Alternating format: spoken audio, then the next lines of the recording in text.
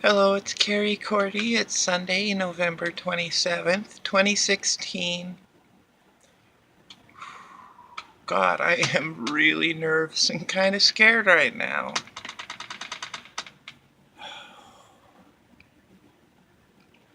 Um, I don't know, it was like 9, 10 o'clock. I had gotten ready and I was gonna be buying some cigarettes. And I had my door partway open, kind of like that, and I have that wool blanket down, keeping the heat. And so it was like this, and I heard a truck pull up. And usually when vehicles pull up, it's for my neighbor. I don't get visitors. There's only one person I get that visits. And I knew it wasn't them. So I'm just leaving. And the truck is parked sideways right in front of my trailer. And it has a four-wheeler in the back. And I'm just getting out saying goodbye to my kitty. They'll be back. And he was talking.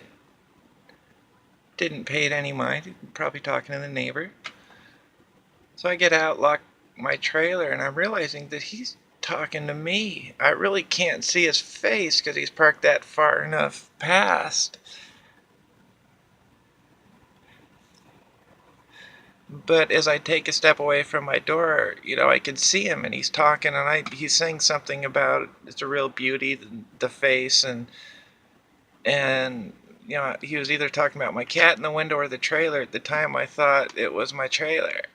And so I'm like, yeah, da-da-da, a few nice pleasantries, and then I was like, well, on with my day. And I get in, and then I walk around his truck to get in my Jeep, and he pulls away out, and so I get in my Jeep, I start it up, and I drive out, and that guy's parked on the side of the road with his blinker on. And there's a stoplight just a little ways past, and I pull up in to the stoplight, and I get in the left turning lane, and then he was 2 cars behind. He pulled out, followed me to the store, was behind me in line to get cigarettes, and then I got in my vehicle, I pulled away, and then I looked in my mirror, and he was behind me. And so I went a sidelong route, and after a while he pulled a different way, and thank God. And this was a direction that is, it's out of town. It's on the way to the next town, which is quite like 26 miles away. And so I went straight, which is this real long route to get home. And so I took that, and then I got home, and I messaged a friend, and I told him what was going on, because it's scary. In those kind of things, you need to let someone close know what's going on, just in case. Just in case. Sorry about the camera shaking. I'm resting my arm on my knee, and it's just vibrating.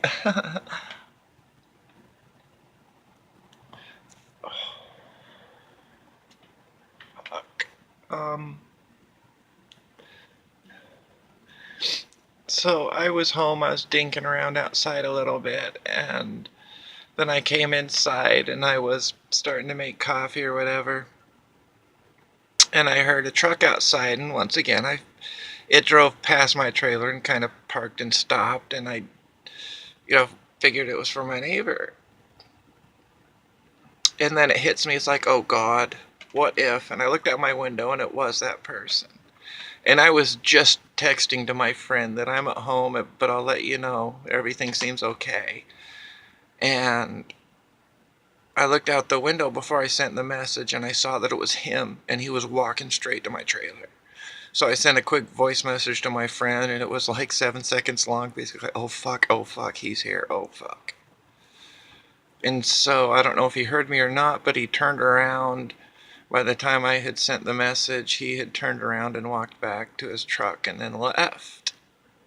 And then I sent my friend another voice message about what had happened. So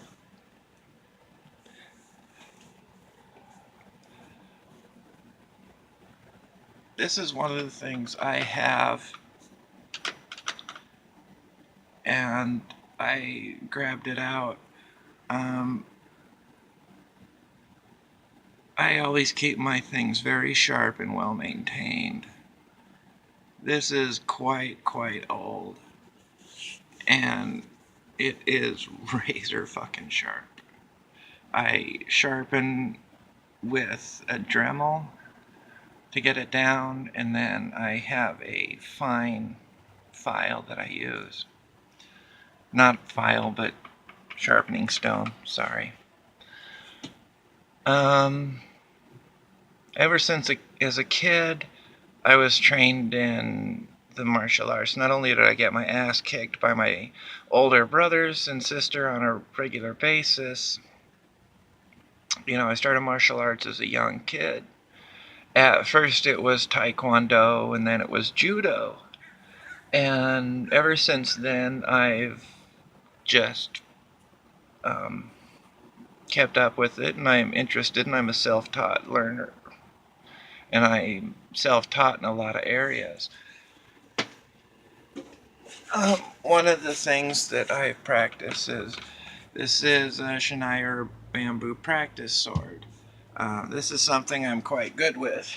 You need a lot of space to really work it, but the thing hurts. It's meant to pinch when you get hit with it, so that you learn it's a really good step to fighting with the real thing. But it's something that people don't expect. And like with fighting, I really haven't needed to since elementary school, but when I practice, it's with my legs, because my legs are longer than my hands, and I've always had strong legs. So that's just one of those things. It brings me comfort to know that the way I've been trained is to disable the situation as quickly as possible, and there's no such thing as a fair fight. Fuck that. I'm here to end it. I'm not here to start it. But this motherfucking shit will end, and it will end quickly. I'm done. I've been done with that kind of violence in my life for a long fucking time, and I will not put up with it. I will not.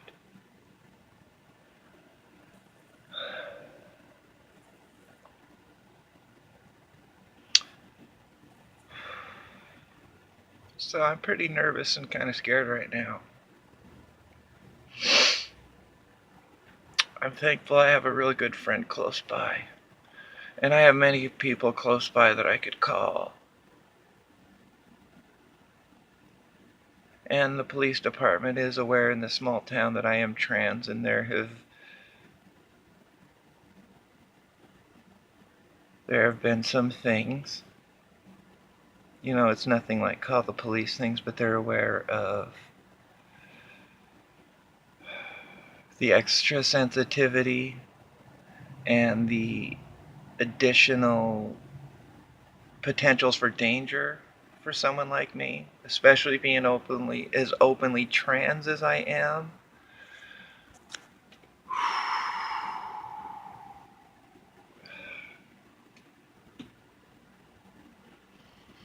I will not give up. I cannot live any other way. I cannot, nor will I, live any other way.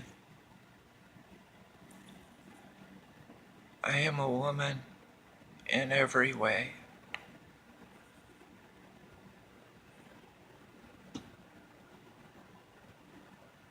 Some people may get lost in you can't say because this, because that, until this, until that. I am a woman in every way. Definitions be damned. So if you're a man in every way, a woman in every way. Neither because of the way. Whatever variance in life that you are from what is perceived as normal or culturally acceptable. Whatever you have, cherish it. The worst thing you can be is normal. I think that's the real insult. You are normal. Fuck you, I'm not normal. I need something different. Because I am not like everybody else. But I am. Honesty brings closeness and understanding. And that compassion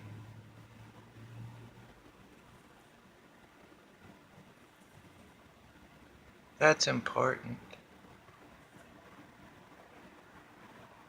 Being trans, I can see that from an outsider's perspective, is if this person is willing to change the one side that I would commit suicide if anything happened to it. It's heavy in the male world. If something happened to my cock, I would just end it all. You know, this is a thing that's, when it's talked about, it's fervent. Yes, there's no question. I couldn't live without this. And so with someone like me that says, God, I can't wait. You know, that's like, well, if they can do that, what won't they do? And so you get lost in this spiral and this detail without thinking that there's a whole side to that. There's a whole pain there that's indescribable. What's not understood at the moment should not be understood forever. If you don't make the effort, then you don't make the effort. But these things are around, and no matter what you do, you can't get rid of it. It's the same argument used in gun control. These things are here, you can't get rid of it. That's true with a lot of things in life. These things are here, and you cannot get rid of it.